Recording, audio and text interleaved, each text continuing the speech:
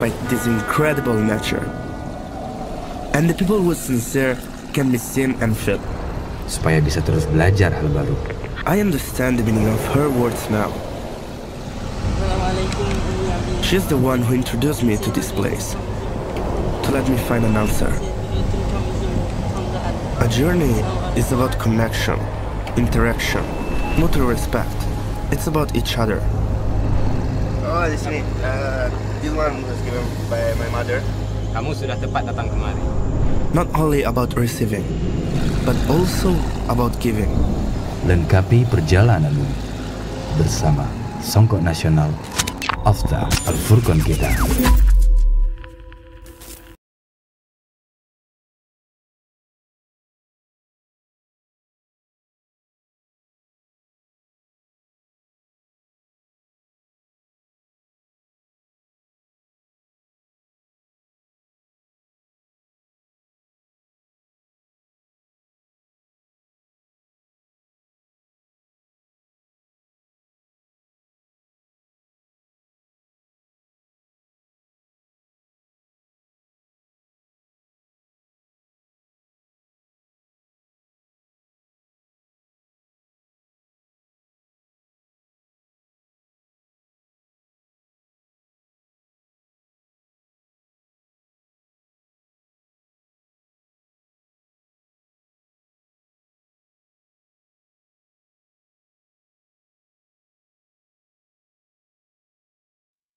Dan katsiran thayyiban mubarakan fi kama yuhibbu rabbuna wa yarda.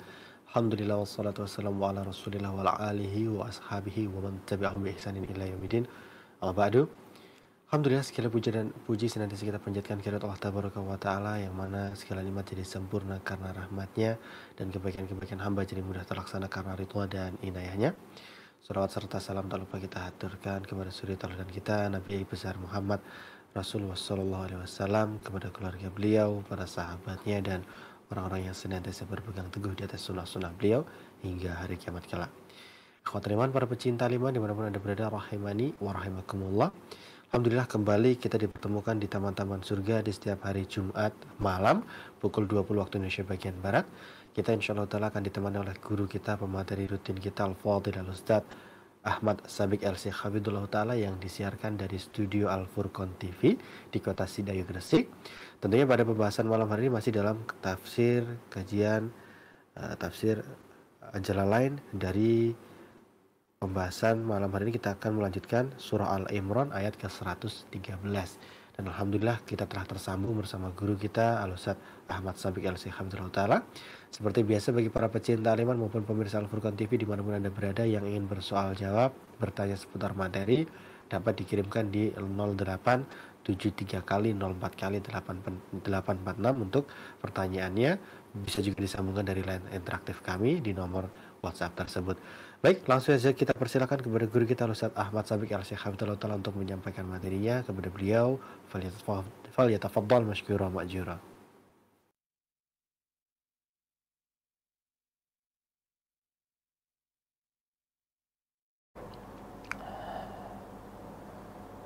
Wassalatu wassalamu ala Rasulillah wa ala alihi wa ashabihi wa man walah, wa la hawla wa la quwwata illa billah. Allahumma salli wa sallim wa barik ala nabiyyina Muhammadin wa ala alihi wa sahbihi ajma'in, wa la hawla wa la quwwata illa billahi rabbil alamin, amma ba'd. Jamaah kaum muslimin, jamaah kaum muslimah, para pemirsa Al-Furqan TV, para pendengar setia suara Al-Furqan dimanapun anda berada, yang semoga senantiasa dirahmati dan diberkahi oleh Allah Subhanahu wa Ta'ala. Alhamdulillah, di malam yang berbarakah ini kembali kita bertemu di majelis kita, majelis tafsir Al-Quran Al-Azim oleh Al-Imam Jalaluddin Al-Mahalli Was-Suyuti, dan kita masih di surat Al-Imran, berarti masih dalam tafsir yang ditulis oleh Al-Imam As-Suyuti rahimahullah ta'ala. Sudah sering kita ulang-ulang bahwa tafsir ini disebut dengan tafsir Jalalain karena yang menulis adalah guru dan murid yang sama-sama lakabnya itu Jalaluddin Al-Mahalli dan Jalaluddin As-Suyuti. Al-Mahalli Mahalli itu gurunya, Suyuti itu muridnya. Imamul Mahalli itu agak unik tatkala beliau menulis tafsir Al-Quran ini. Jadi kalau rata-rata para ulama tafsir itu, bukan rata-rata sih, hampir semua ulama tafsir itu, jadi mereka kalau menulis Al-Quran, tafsir Al-Quran itu dari tafsir surat Al-Fatihah, kemudian Al-Baqarah, lalu Ali Imran, An-Nisa, Al-Maidah, lanjut begitu sampai terakhir Anas sebagai kalimat penutup. Tapi Al-Imamul Mahalli punya cara yang unik, nggak lumrah tapi juga nggak salah. Beliau ingin menafsirkan pertama kali itu surat-surat Makkiyah, surat-surat Makkiyah. Alasannya karena surat itu turun duluan, gitu. Lalu nanti surat-surat Madaniyah. Lah beliau melihat bahwasanya surat-surat Makkiyah itu di separuh Quran ke belakang, di separuh Al-Quran ini ke belakang. Akhirnya beliau memulai menulis tafsir ini dari surat Al-Kahfi. Jadi surat Al-Kahfi lanjut gitu kemudian sampai An-Nas. Lalu beliau baru maju ke depan pada surat Al-Fatihah. Sampai selesai Al-Fatihah, beliau mulai surat Al-Baqarah beberapa ayat, Allah takdirkan beliau wafat. Meninggal dunia, tidak sempat melanjutkan tafsir ini. Muridnya beliau yang tatkala itu masih berumur 21 tahun, Jalaluddin, Allah ingin berbakti kepada gurunya dengan salah satu adalah dengan menuntaskan karya beliau. Akhirnya beliau nulis tafsir melanjutkan yang disampaikan oleh gurunya dengan gaya yang sama, metodologi yang sama, cara penafsiran yang sama, dari mulai Al-Baqarah sampai Al-Isra. Lengkaplah kemudian dikenal dengan tafsir dua alim, dua imam yang sama-sama yakni berlakab Jalaluddin. Akhirnya kondang dengan nama tafsir Jalalain. Kita masih dalam Ali Imran, yakni surat Ali Imran 113. Tentang firman Allah Subhanahu wa taala, "Laisu sawa'a min ahlil kitabi ummatun qa'imah." Berkata Imam Suyuti rahimahullah taala tentang firman Allah, "Laisu" ay ahlu kitab. Laisu maknanya adalah ahlul kitab. Orang-orang itu sawa'a, tidaklah sama. Jadi orang-orang itu, orang-orang ahlul kitab itu tidaklah sama. Ai mustawin, tidak sama. Mereka itu nggak sama. Sama-sama ahlul kitab, sama-sama Yahudi, sama-sama Nasrani. Sama-sama ahlul kitab, mereka itu dalam mensikapi Islam, dalam mensikapi kenabian Muhammad sallallahu alaihi wasallam itu nggak sama. Allah Subhanahu wa taala lalu memperinci, min ahlil kitabi ummatun qa'imah.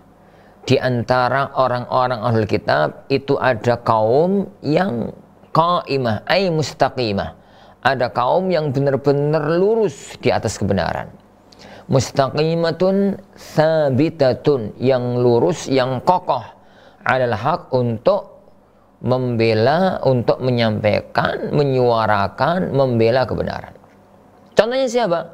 Ka'abdillah ibn Salam radhiyallahu anhu wa ashabihi, semacam Abdullah ibn Salam radhiyallahu anhu dan para yakni sahabat-sahabat beliau, dalam arti para orang-orang muslim yang mereka masih Islam dari kalangan ahlul kitab.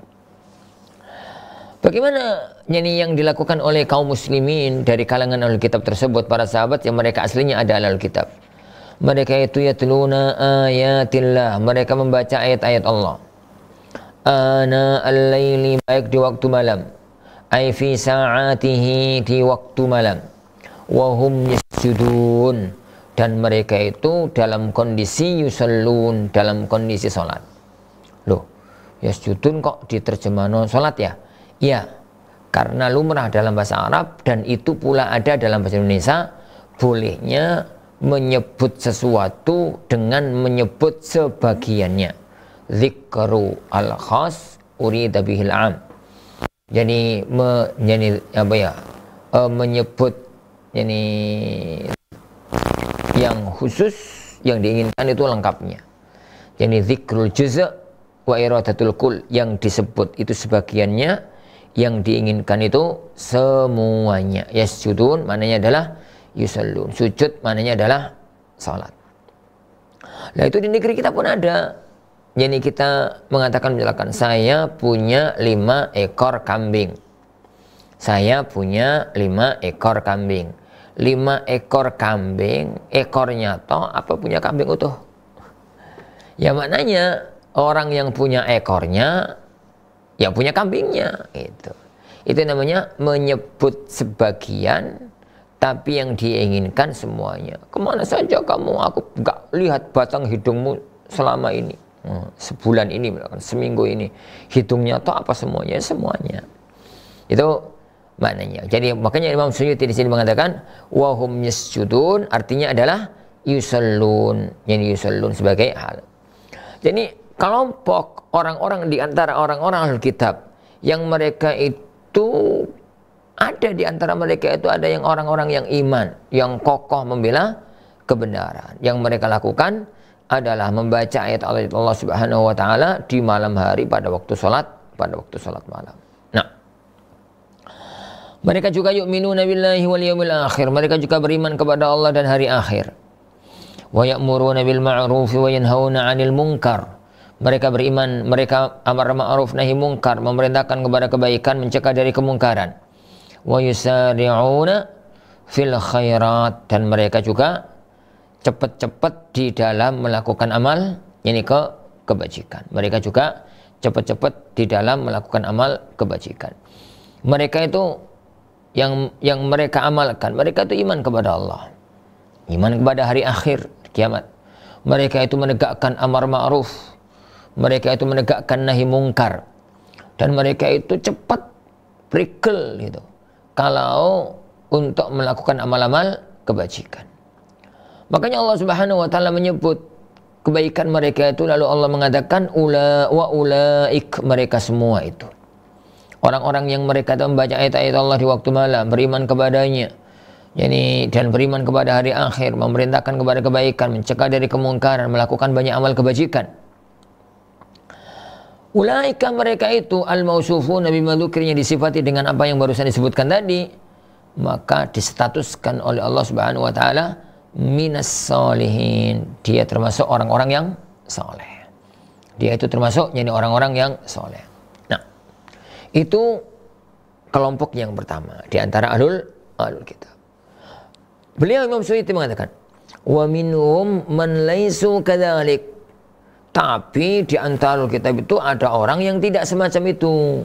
Wa laisu minas solihin, dan mereka bukan orang-orang yang soleh, dan itu kebanyakannya. Kebanyakan di antara mereka tidak terbuka hatinya menerima pilihan Allah Subhanahu wa taala yang memilih bahwasanya nabi akhir zaman yang dijanjikan dalam Taurat dan dijanjikan dalam Injil itu bukan dari turunan Nabiullah Ishaq alaihissalatu wassalam, tapi Allah memilihnya dari turunan Nabiullah Ismail alaihissalatu wassalam. Taf'alu. Dan ini satu pelajaran yang penting bagi kita, bahwa kita itu gak peduli asal muasal kita itu dari apa. Yang penting kita itu tegak di atas kebenaran. Orang yang baik itu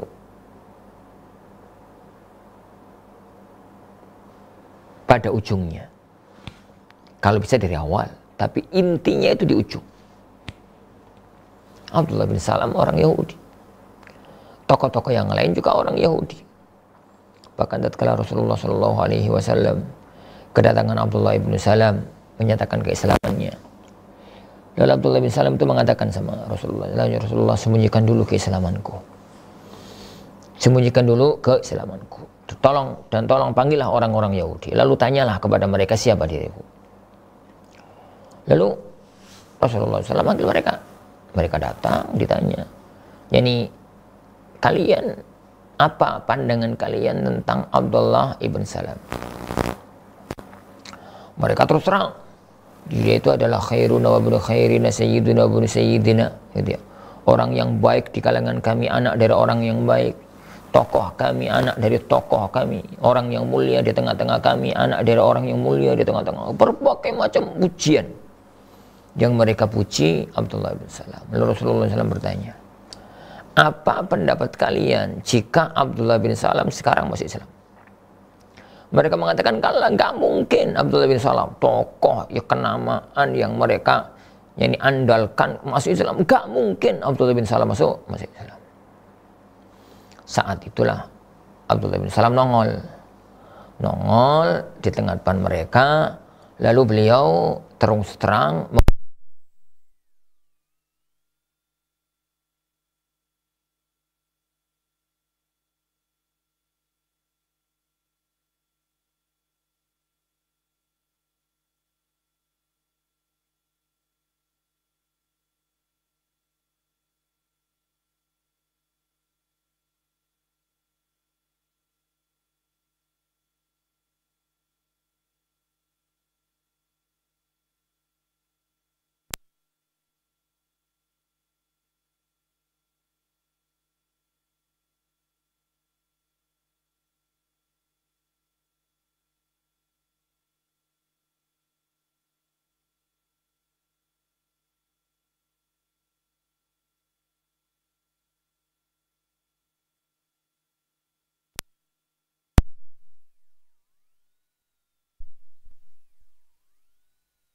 mau menentang, bahkan yani menyakiti dakwahnya Rasulullah Muhammad sallallahu alaihi wa ala alihi wasallam. Jadi maka kita banyak mohon kepada Allah Subhanahu wa taala, semoga Allah Subhanahu wa taala memberikan taufik kepada kita, memberikan hidayah kepada kita, karena tahu kebenaran belum tentu kemudian kita mau menerima kebenaran tersebut.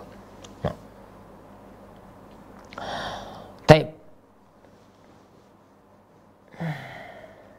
Lalu beliau melanjutkan tentang firman Allah Subhanahu wa taala, "Wa ma taf'alu," dan apa yang kalian kerjakan, bitta dengan ta. Ayyatuhal ummah, apa yang kalian kerjakan wahai umat.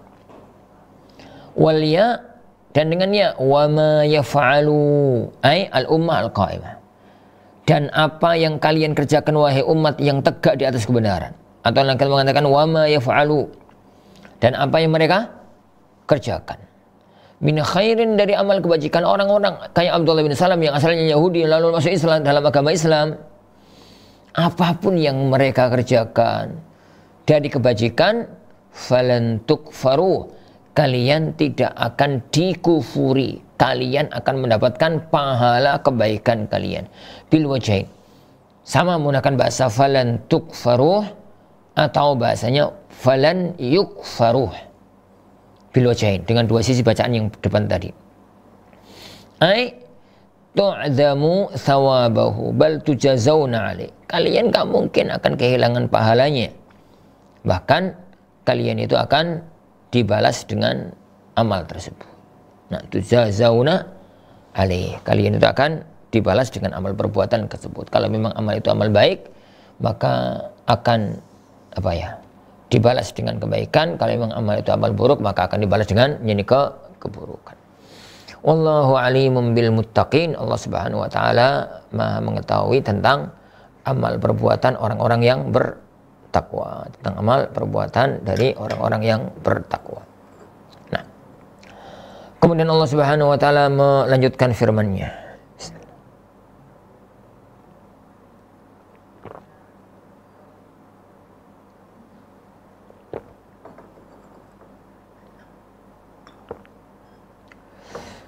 Allah Subhanahu wa taala melanjutkan firman-Nya. Innal ladzina kafaru, sesungguhnya orang-orang yang kafir, lan tughniya anhum amwaluhum, lan tadfa'a anhum amwaluhum. Harta benda mereka enggak akan bisa membela mereka. lan tughniya anhum amwaluhum lan tadfa'a anhum amwaluhum, harta benda mereka tidak akan bisa membela mereka. Wala auladuhum, dan anak-anak mereka pun gak akan bisa membela mereka minallah, dari ketetapan Allah, dari hukuman Allah. Jika Allah telah menetapkan hukuman untuk mereka, anak, harta gak ada fungsinya di dunia dan di akhirat. Syai'a, sedikit pun.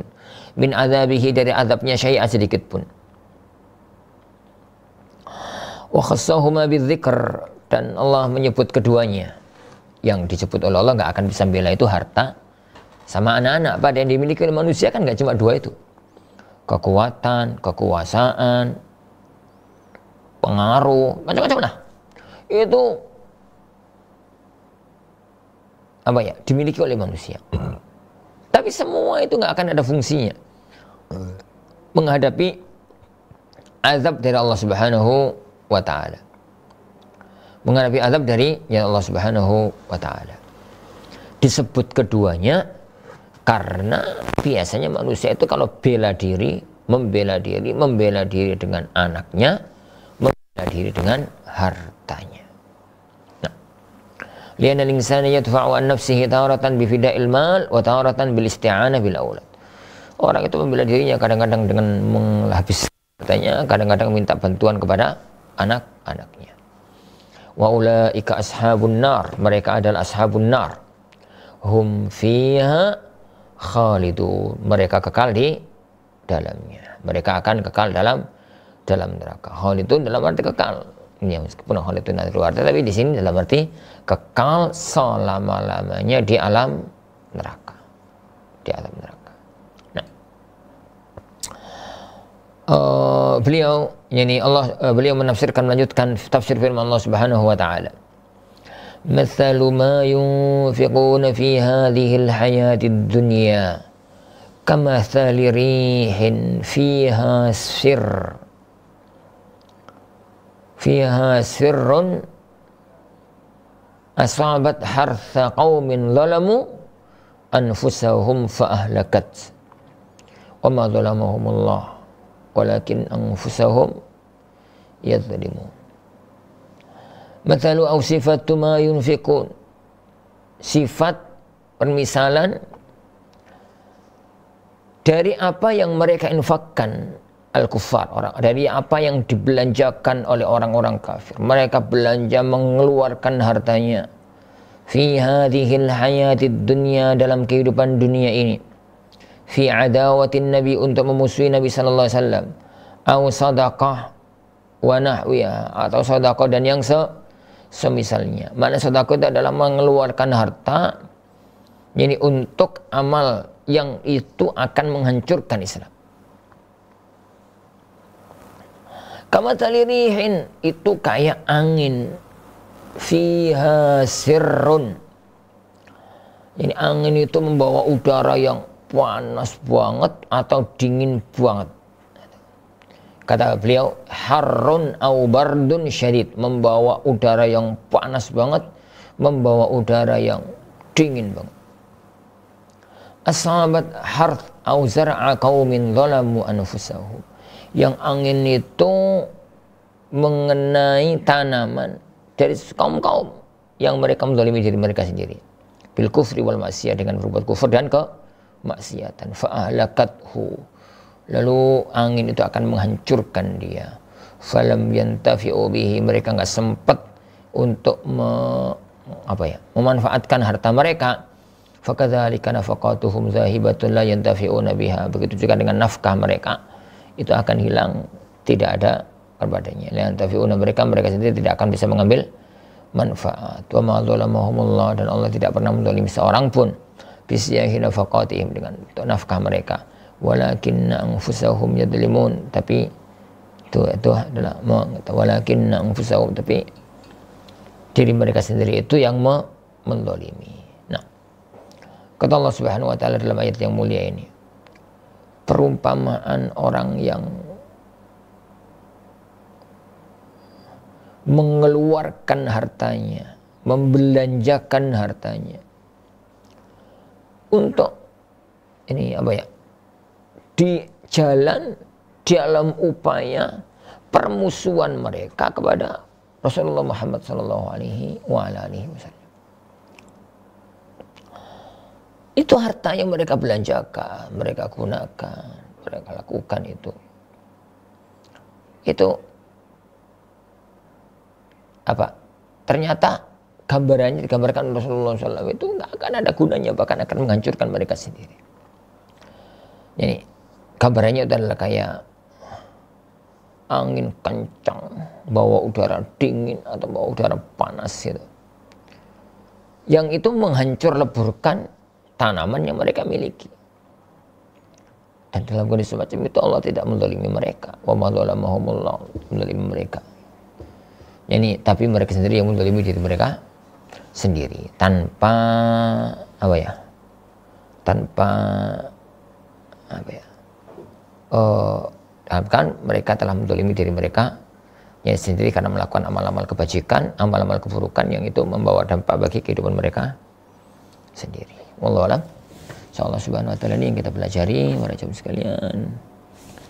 Kita lanjutkan ayat yang akan datang, ayat yang ke-118 pada waktu yang akan datang bi'idzni rabbina tabaraka wa ta'ala. Kita akhiri wasallallahu wasallam wa baraka ala Nabi Muhammad. Assalamualaikum warahmatullahi wabarakatuh.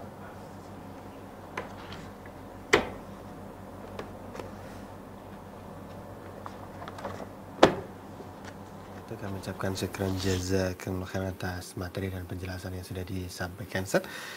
Kita masuk di sesi kedua bagi para pecinta Al-Iman maupun pemirsa Al-Furqan TV dimanapun Anda berada, rahimani wa rahimakumullah, yang sudah memiliki pertanyaan yang ingin ditanyakan bisa langsung disambungkan di layanan interaktif kami di 0873 kali 04 kali 846 atau dapat dikirimkan langsung di layanan WhatsApp maupun SMS center kami di 0873 kali 04 kali 846.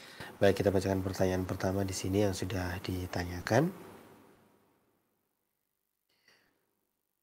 Bismillah Ustaz, izin bertanya, apabila seorang perempuan yang memakai KB implan, kalau dia meninggal dan orang tidak tahu kalau dia memakai KB implan, apakah bisa diterima di sisi Allah jasadnya Ustaz? Mohon nasihat dan penjelasannya. Syukran jazakallahu khairan Ustaz.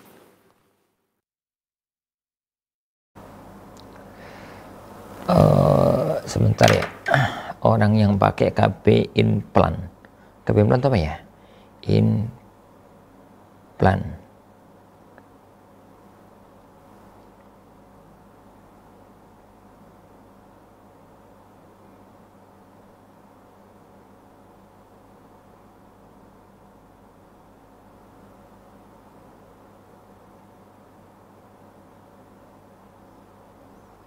Susu. Ala kullin.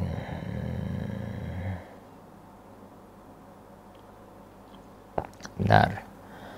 KB implan adalah salah satu jenis kontrasepsi yang berupa batang kecil fleksibel. Proses pemasangannya dengan cara memasukkan batang fleksibel itu ke bawah kulit bagian lengan atas. Setelah terpasang, nantinya alat ini akan melepaskan hormon dalam aliran darah untuk mencegah kehamilan.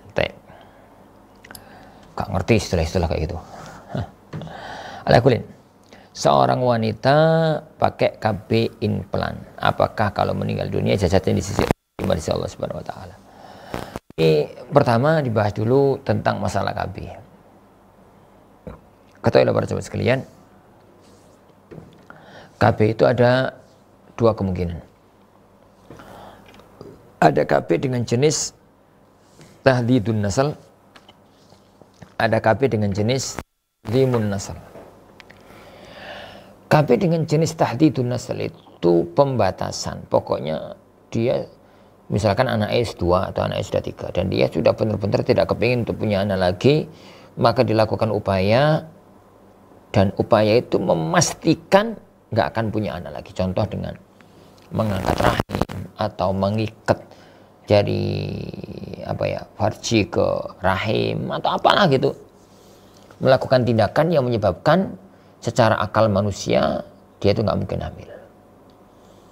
Kalau KB jenis ini haram, Karena pertama, melanggar fitrah wanita. Fitrah wanitanya itu hamil. Yang kedua, merubah ciptaan Allah Subhanahu wa taala.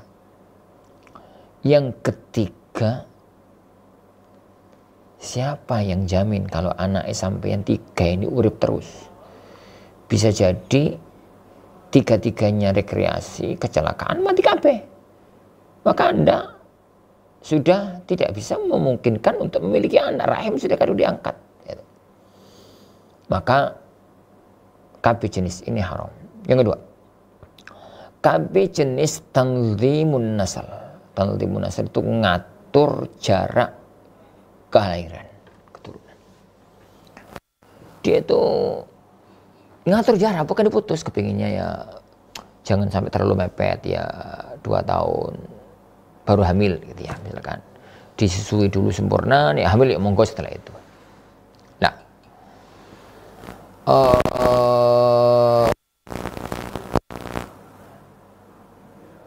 KB ini boleh-boleh aja, sah, boleh dengan beberapa syarat.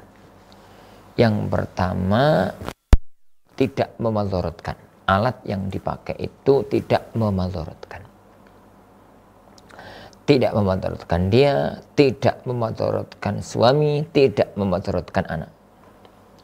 Yang kedua, hajah. Ada keperluan, kenapa kok perlu ngatur kehamilan. Yang ketiga, dapat izin dari sang suami atau wali. Jadi dapat izin dari sang suami. Apabila 3 syarat ini terpenuhi, maka tanzimun nasl itu boleh. Nah, dari sini maka melakukan tindakan KB implan tadi, jika pertama itu tidak membahayakan, tidak membahayakan, dan itu ada keperluan melakukan itu. Yang ketiga, dapat izin dari sang suami, bahkan bisa jadi suami yang merintahkan, izin dari sang suami. Kemudian itu tidak bersifat membatasi kehamilan, tapi mengatur jarak kelahiran. Kalau semacam itu boleh. Adapun kalau alat itu adalah alat untuk memutus jarak lahir, pokoknya setelah menggunakan alat itu murni sudah nggak bisa hamil lagi, maka dalam kondisi itu maka menjadi haram. Jadi kepada perincian yang Anda sebutkan tadi, KB implan itu dimasukkan di yang pertama atau yang kedua. Wallahu a'lam bishawab. Nah,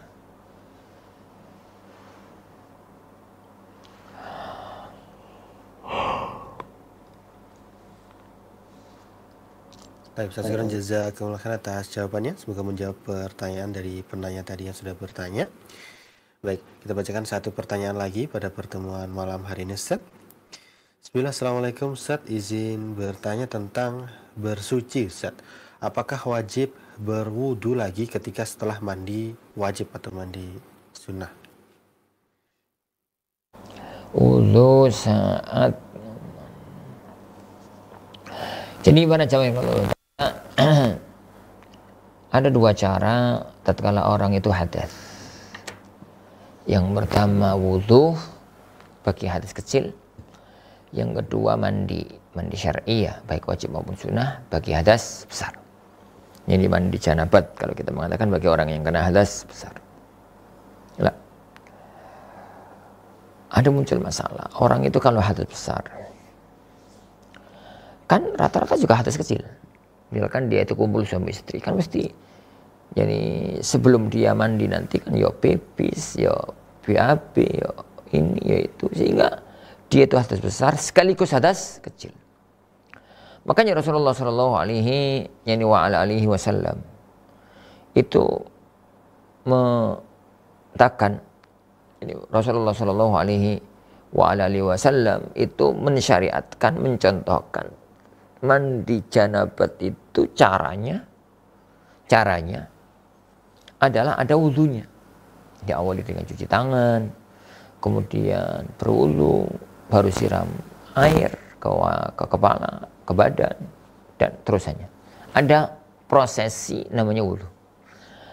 Nah, apabila ada orang yang dia itu mandi janabat sekaligus ada wudhunya di situ, itu jelas. Karena itu adalah cara yang dicontohkan oleh Rasulullah Sallallahu Alaihi Wasallam. Adapun kalau mandi janabat asal sah, jebur gitu ya, nggak pakai ini, nggak pakai itu, pokoknya jebur aja. Itu yang ada sedikit perbincangan di kalangan para ulama, tapi mayoritas ahlul ilm mengatakan bahwasanya itu tuh sah.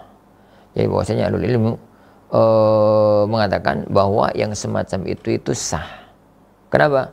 Jadi al-kabir itu yakli al-sahir, yang besar itu menghilangkan hukum yang kecil. Makanya kalau wudu, kalau pas mandi junub kemudian nggak wudu dulu di depan, tapi langsung itu, maka kalau seandainya dia berwudu maka itu baik. Seandainya dia tidak berwudu maka tidak mengapa. Wallahu a'lam bishawab. Wallahu insyaallah subhanahu wa taala ini yang kita bisa pelajari pada pertemuan yang berbarokah ini. Mudah-mudahan ini majelis kita ini dirahmati oleh Allah Subhanahu wa taala. Kita akhiri majelis kita.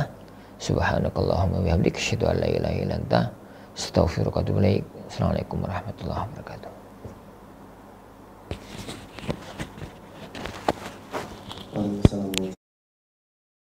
Jazakumullah khairan atas waktu dan materi yang telah disampaikan. Kami ucapkan jazakumullah khairan atas guru kita Ustaz Ahmad Sabri Al-Syekh Hafizahullah Ta'ala dan para pemirsa dan pendengar setia Al-Iman TV dan Al-Furqan TV. Kali ini MC yang bertugas pamit undur diri. Tentunya mohon maaf apabila ada salah kata yang kurang berkenan, dan mungkin apabila ada pertanyaan yang belum terbacakan, insya Allah ta'ala kita akan bacakan di pertemuan minggu depan atau di satu-satu yang selanjutnya. Akhirul kalam, selaku MC yang bertugas, kita akhiri perjumpaan kita dengan doa kafaratul majelis. Subhanakallahumma wa bihamdika asyhadu an la ilaha illa anta astaghfiruka wa atubu ilaik. Wassalamualaikum warahmatullahi wabarakatuh. Al-Furqan TV, saluran pendidikan, dakwah, dan inspirasi Islami.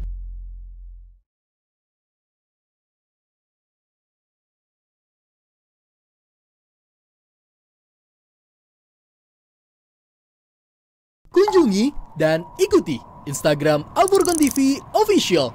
Dapatkan jadwal kajian, poster kajian, nasihat,